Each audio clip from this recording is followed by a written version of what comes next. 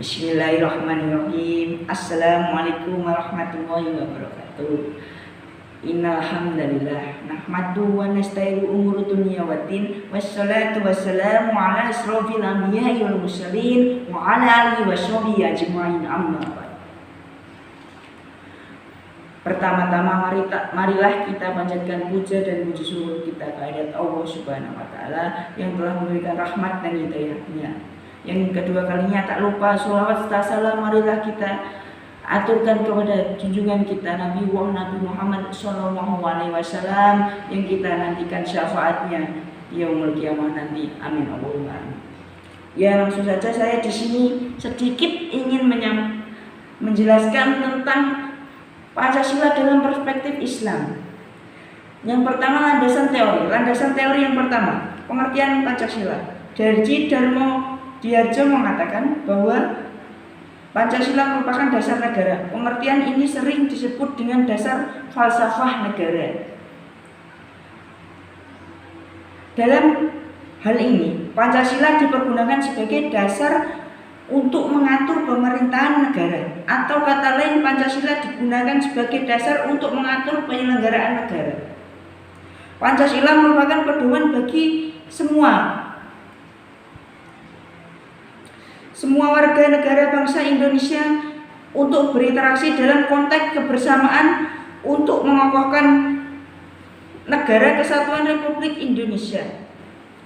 Pengertian Pancasila sebagai dasar yang dimaksud sesuai dengan bunyi pembukaan Undang-Undang Dasar 1945 Alinea 4. Yang kedua, landasan teori yang kedua, pengertian Islam. Islam merupakan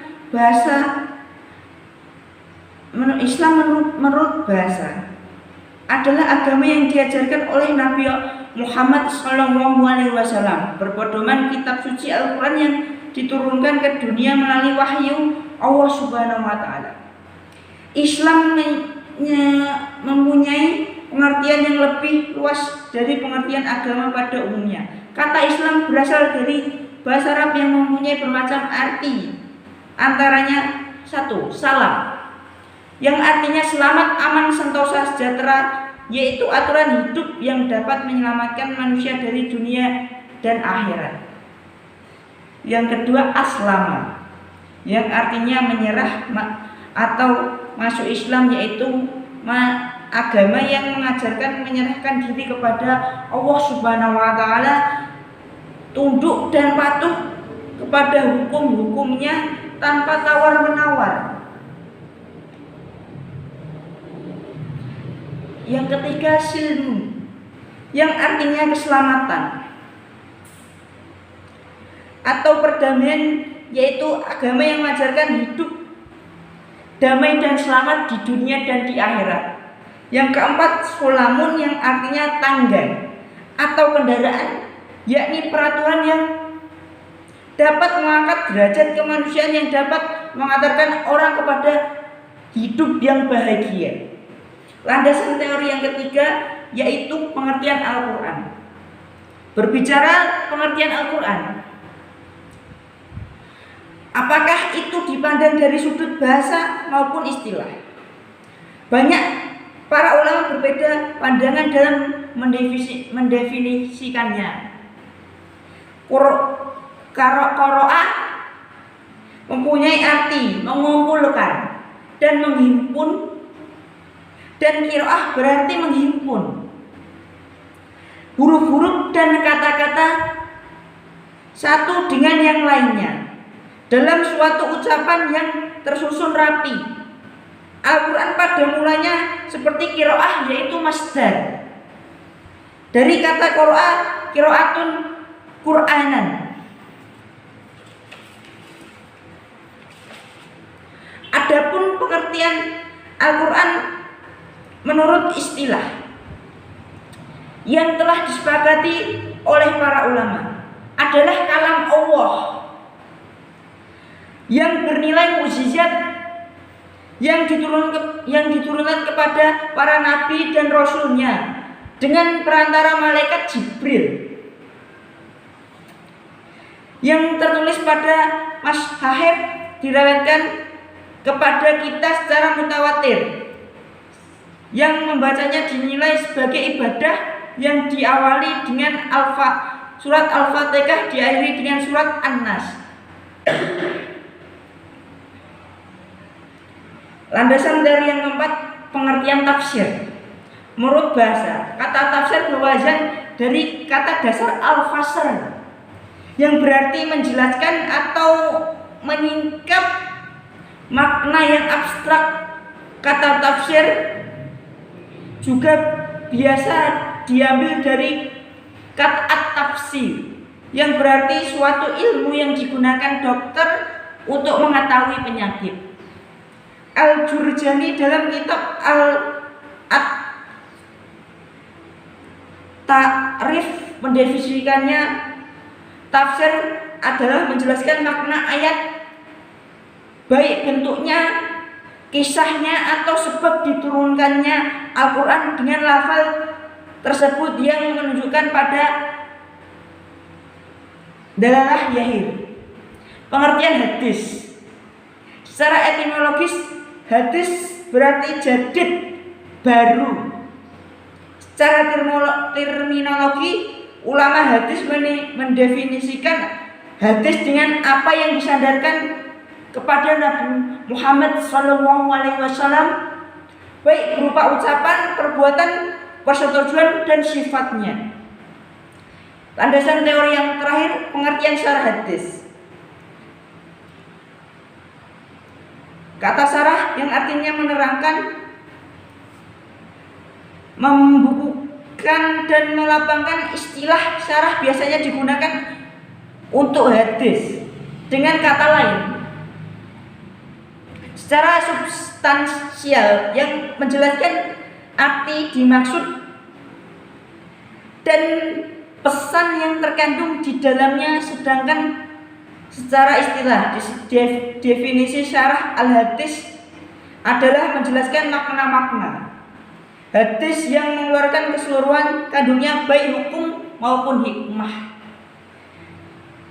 Selanjutnya pembahasan. Yang pertama, hubungan Islam dan Pancasila.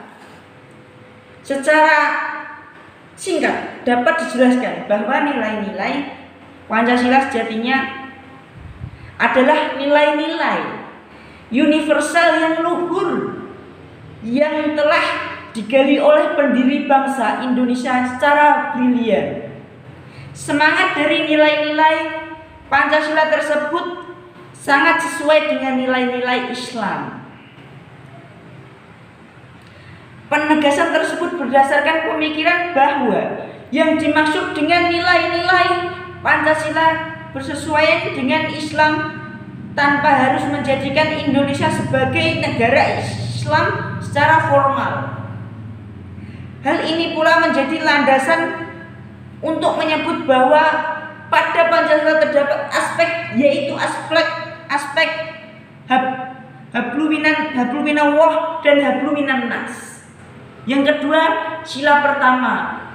Pembahasan kedua, sila pertama yang berbunyi ketuhanan yang Maha Esa ialah kesesuaian dan sifat-sifat dan keadaan-keadaan dan di dalam negara dengan hakikat Tuhan.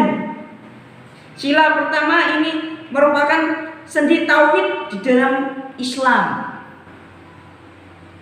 Dalam sila ini terdapat unsur-unsur yang melibatkan hubungan antara manusia dengan Tuhan, yang dalam Islam disebut habluminallah. Dalam berhadapan dengan Allah, seorang muslim menempati kedudukan sebagai hamba, sehingga tampaklah kepatuhan dan kecintaan dalam pengabdian. Dengan demikian terdapat ketertarikan yang kemudian melahirkan komitmen atau dimensi ibadah. Hubungan sila pertama dengan ayat Al-Quran terdapat pada surat Al-Ikhlas ayat 1-4 yang berbunyi, A'udzubillahi minasyaitonirrajim, bismillahirrahmanirrahim. Qul huwallahu ahad, Allahus samad, lam yalid wa lam yulad wa lam yakul lahu kufuwan ahad. Selanjutnya pembahasan yang selanjutnya, sila kedua dari kata-kata manusia. Kemanusiaan adalah sesuatu yang terkait dengan hakikat manusia, apa dan siapa. Sila kedua yang berbunyi, kemanusiaan yang adil dan beradab ialah kesesuaian sifat-sifat, keadaan-keadaan dan di dalam negara kita dengan hakikat manusia. Sila ini mencerminkan hubungan antara manusia dengan sesamanya. Hablum minan nas. Hubungan antara sila kedua dengan ayat Al-Quran terdapat dalam Quran surat An-Nisa ayat 135 yang berbunyi, A'udzubillahi minasyaitonirrajim, Bismillahirrahmanirrahim. Ya ayyuhalladzina amanu kunu qawwamin minna bil qisti syuhada'a lillahi walau ala anfusikum awil walidaini wal aqrabin iyakun ghayyan aw faqiran falahu awla bihima fa'ala tabi'ul huwa an tadilu wa in tadbu aw turidu fa innahu kana bima ta'maluna khabir. Yang selanjutnya, pembahasan yang selanjutnya, sila ketiga. Sila ketiga berbunyi, persatuan Indonesia ialah kesesuaian sifat-sifat dan keadaan-keadaan dari dan di dalam negara kita dengan hakikat satu. Sila ini mencerminkan ide ukhuwah Islamiyah, persatuan manusia. Ukhuwah Islamiyah bagi sesama umat. Islam persatuan akan terwujud apabila telah terjadi sikap toleransi yang tinggi antar sesama sehingga saling menghargai dan menghormati sesama yang lainnya. Hubungan antara sila ketiga dengan ayat Al-Quran terdapat dalam Quran surat Al-Imran ayat 103 yang berbunyi, A'udzubillahi minasyaitonirrajim, Bismillahirrahmanirrahim. Wa tashimu bihabli lahi wa jami'an wa la tafaraqu wa ashkuru ni'matallahi 'alaikum ishkuntum ada'an fa'allahu fa baina qulubikum fa ashhabtum bi ni'mati ikhwana wa kuntum 'ala syafa hufratin minan nari fa'an khasyakum minallahi kadzalika yubayyinallahu lakum ayatihi la'allakum tahtadun. Selanjutnya pembahasan sila keempat. Sila keempat berisi kerakyatan yang dipimpin oleh hikmat kebijaksanaan dalam permusyawaratan dan perwakilan. Ialah kesesuaian sifat-sifat dan keadaan-keadaan dari dalam negara kita yang hakikatnya dengan rakyat, yang sejalan dengan prinsip Islam, yaitu muzakarah dan syura. Uniknya prinsip syura ada di dalam Pancasila. Ini membuktikan bahwa perumusan Pancasila diambil dalam musyawarah bersama sebagai kalangan mencapai kesepakatan.